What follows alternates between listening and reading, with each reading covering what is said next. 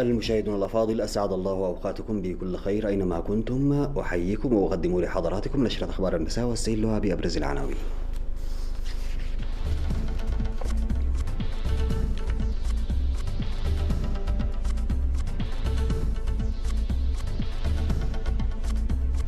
وزارة الصحة تصدر إعلانا جديدا. الوحدة العسكرية تتبرع بأكثر من 7 ملايين نقفة للوقاية من فيروس كورونا. تواصل مخالفة التوجيهات الصادرة في الإقليم الأوسط. بريق أمل في أوروبا مع انخفاض أعداد الوفيات وأسبوع صعب في انتظار الأمريكيين. مقتل 20 عسكريا على الأقل في هجوم نسب للجهاديين في مالي.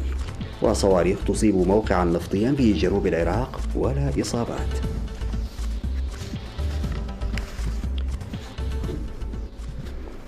السلام عليكم ورحمة الله. شهد المختبر الوطني الطبي اليوم السادس من إبريل 2020 إجراء فحوصات طبية ل14 شخصا تم التشكيك بإصابتهم بفيروس كورونا المستجد، ومن بين هؤلاء تأكدت إصابة امرأة تبلغ من العمر 61 عاما دخلت إلى البلاد قبل توقف الرحلات الجوية في إريتريا، وشاب يبلغ من العمر 35 عاما من داخل البلاد. ومع إضافة هؤلاء بلغ عدد المصابين بالفيروس في البلاد 31 حالة إصابة مؤكدة، ويوجدون جميعهم في المستشفى يحصلون على الرعاية الصحية. تبرعت الوحدات العسكرية لتنمية صندوق تصدي فيروس كورونا ب7 ملايين و260 ألف نقفة، ووفق المعلومات الواردة إلينا تبرعت القيادة الشرقية ب1,600,000 نقفة، فيما تبرعت القيادة الغربية ب1,250,000 نقفة، والقوات البحرية ب1,500,000 نقفة، والقوات الجوية ب100,000 نقفة، ووحدات المدرعات ب500,000 نقفة، ومركز التدريب العسكري ب1,000,000 نقفة، وهيئة وزارة الدفاع ب1,210,000 نقفة. في غضون ذلك تبرع الإريتريون في جدة وضواحيها بالمملكة العربية السعودية مواصلة للتبرعات التي بدأوها مسبقا ب100,000 دولار و97,590 ريال سعودي. ووفق المعلومات الواردة بأن الجالية الإريترية وإضافة إلى 20,000 ريال المتبرع بها مسبقا بصورة عاجلة تبرعت ب100,000 دولار أمريكي، وموظفي القنصل العام بجدة ب10,950 ريال، والمدرسة العالمية بجدة ب10,000 ريال سعودي، والجالية الإريترية في جيزان ب11,540 ريالا سعوديا. وعلى المستوى الفردي تم التبرع ب65,100 ريال سعودي. وأفاد مراسل وكالة الأنباء الإريترية بأن سكان القطاع الأول والثاني في بلدة فورتو تبرعوا ب50,000 نقفة، وجمعية الخضر والفاكهة في مديرية فورتو تبرعت ب50,000 نقفة، وكذلك منتجو الخضر والفاكهة في مديرية دقة باسم جمعيتهم ب50,000 نقفة.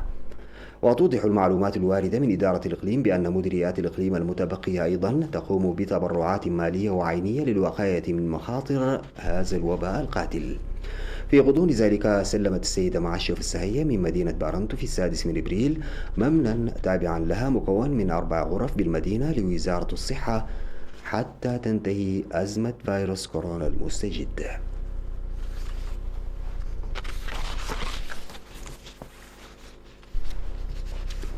يستمر تجاهل التعليمات الصادرة في الإقليم الأوسط، لذلك على كافة المواطنين ومن أجل سلامتهم وسلامة الشعب تطبيق التعليمات الصادرة بصورة شاملة وإبداء التعاون مع قوات الأمن. ففي الجولة الرهابية التي قمنا بها في 5 من إبريل في العاصمة أسمرة رصدنا تطبيق التعليمات الصادرة بشكل كبير، وبما أن الهدف الرئيسي من هذه التعليمات هو تأمين سلامة الشعب والوطن، لذا يجب تطبيقها جيدا. وفي الوقت الذي يحصد فيه مرض فيروس كورونا المستجد الكثير من الأرواح ويخلق الرعب والذعر العالمي، لا يمكن تحمل التجاهل والمخالفات المتمثلة في التجمعات والتحركات الجماعية بالدراجات الهوائية في المدن والأرياف. لذلك يتطلب في هذا الوقت تطبيق كافة المواطنين للإجراءات اللازمة من أجل سلامتهم وسلامة أسرهم وشعبهم ووطنهم، وعلى الجهات المعنية اتخاذ الخطوات اللازمة.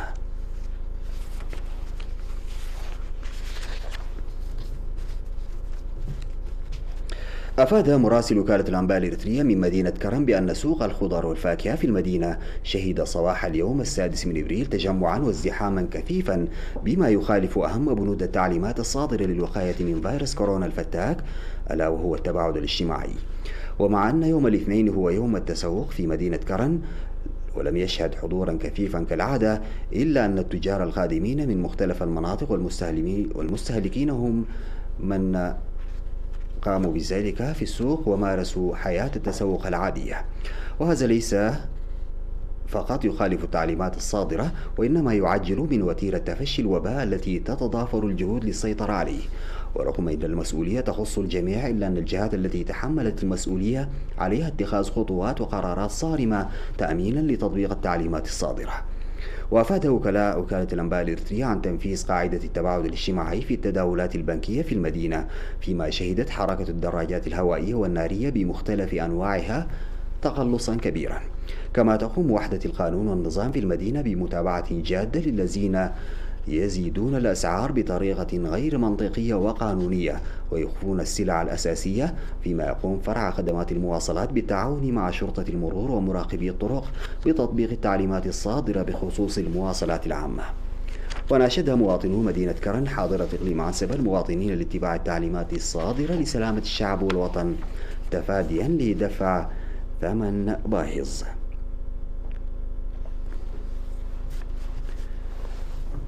في إطار تضافر الجهود الجارية للوقاية من فيروس كورونا المستجد، ظلت تصدر توجيهات لخلق بيئة مناسبة لسلامة المواطنين والمجتمع ولتفعيلها بصورة شاملة تتواصل عملية الرقابة والمتابعة في إقليم الكاشبركة.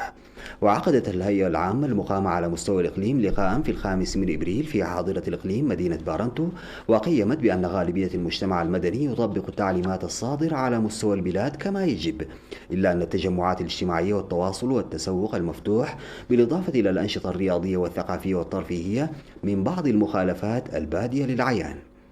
وبناء على ذلك أوضحت الهيئة العليا عن تجويد مهامها واتخاذ الخطوات اللازمة لتصحيح المخالفات، داعية الهيئات الفرعية الناشطة على مستوى المديريات لاتخاذ خطوات مماثلة.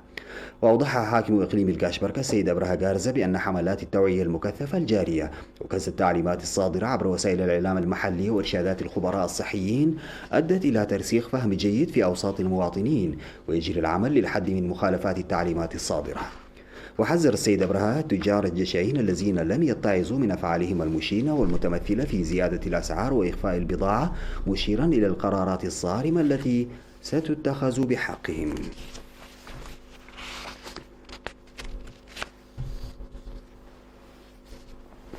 ضمن التعليمات التي أصدرتها وزارة التجارة والصناعة في 21 من مارس المنصرم، أوضح مسؤول وحدة الرقابة القانونية والنظام في مدينة أغردات السيد تسفى سلاسي قبر سلاسي بأن الوحدة اتخذت إجراءات عقابية ضد التجار الذين زادوا الأسعار وأخفوا البضائع بطريقة غير منطقية وتلاعبوا بأوزان الخبز. وأشار السيد تسفى سلاسي إلى إغلاق 40 مؤسسة تجارية وفرض غرامات مالية على المؤسسات المتبقية تتراوح ما بين 3000 وحتى 5000 نقفة. وأشار إلى أن القرار اتخذ وفق تقرير اللجنة العليا المقامة على مستوى المديرية، داعيا التجار للحد من الأعمال غير المسؤولة. من جهته أوضح المدير الطبي لمستشفى أغردات الدكتور ولد يوهنس عن سريان العمل لتطبيق التعليمات الصادرة عن وزارة الصحة بالنزول إلى الإدارات المختلفة للوقاية من فيروس كورونا. وأفاد الدكتور والدو عن تنظيم حملات توعية مكثفة لزيادة الفهم حول المرض وسبل الوقاية منه، وقد حققت هذه الجهود نتائج جيدة إضافة إلى التوعية الجارية عبر وسائل الإعلام المحلية. كما يتم التعامل الجاد للحد من التجمعات النادرة عبر الإدارات والأعيان.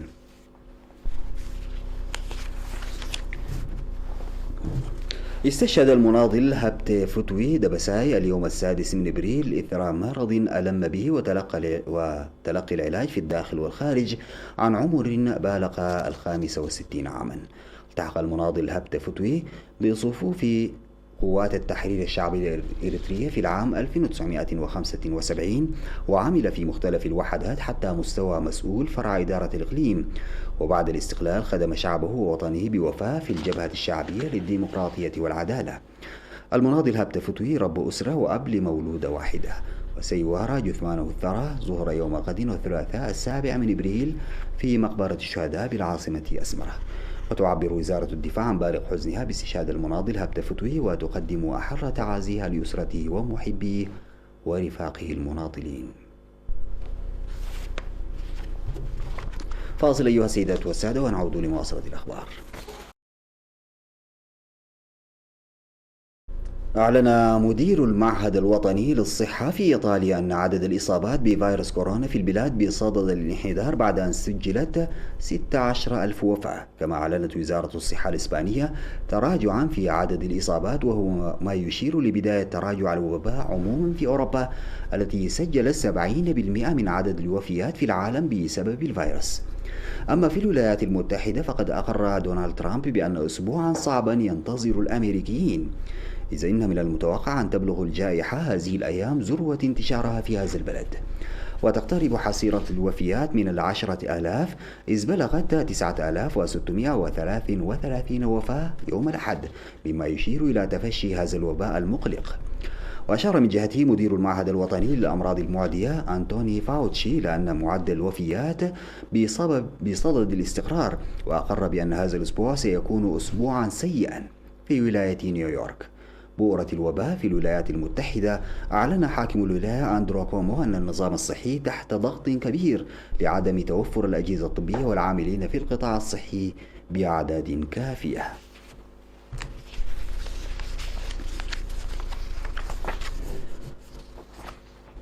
قتل 20 عسكريا ماليا على الأقل في منطقة غاو في شمال البلاد التي تشهد نزاعا مسلحا في هجوم نسب لجهاديين، كما أكد مسؤولون محليون. وأشار مسؤول آخر لم يكشفوا أيضا عن اسمه إلى أن الحصيلة قد تكون أكبر، إذ إن عملية البحث عن الضحايا لا تزال جارية. وكذا مصدر عسكري مالي في غاو وهي مركز المنطقة الاعتداء ومقتل الجنود من دون تحديد عددهم، وقال إنها هناك خسائر أيضا في صفوف المهاجمين. ويتعرض الجيش المالي منذ أشهر لاعتداءات دامية عدة في بلد يواجه أنشطة مجموعات مرتبطة بالقاعدة وتنظيم الدولة الإسلامية وأعمال عنف أهلية. هذا وقتل 7 مدنيين في عمليتين انتحاريتين نفذهما جهاديان من جماعة بوكو حرام في أمشيدي في أقصى شمال الكاميرون، وفق ما ذكر مسؤول محلي وآخر في الشرطة في المنطقة.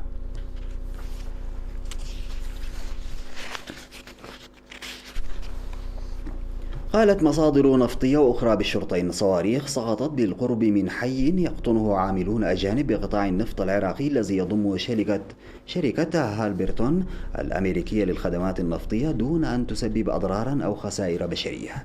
وقالت الشرطة إن 3 صواريخ من طراز كاتيوشا أطلقت لتصيب مقرات سكنية وإدارية بحي البرجسية غربي مدينة البصرة بجنوب العراق. وذكر بيان للجيش العراقي أن قوات الأمن عثرت في القرب على قاذفة بها 11 صاروخا معدا للإطلاق وفككتها. وقال مسؤولان من شركة نفط البصرة التي تراقب عمليات النفط في الجنوب إن الهجوم لم يؤثر على عمليات الإنتاج والتصدير، ولم تعلن أي جهة مسؤوليتها عن الهجوم الصاروخي حتى الآن. وقالت الشرطة إنها نشرت قوات إضافية للقيام بعمليات تفتيش في المنطقة. انتهت نشرة أخبار المساء، قدمتها لحضراتكم من الفضائية الإذاعية. ابقوا سالمين، السلام عليكم ورحمة الله تعالى وبركاته.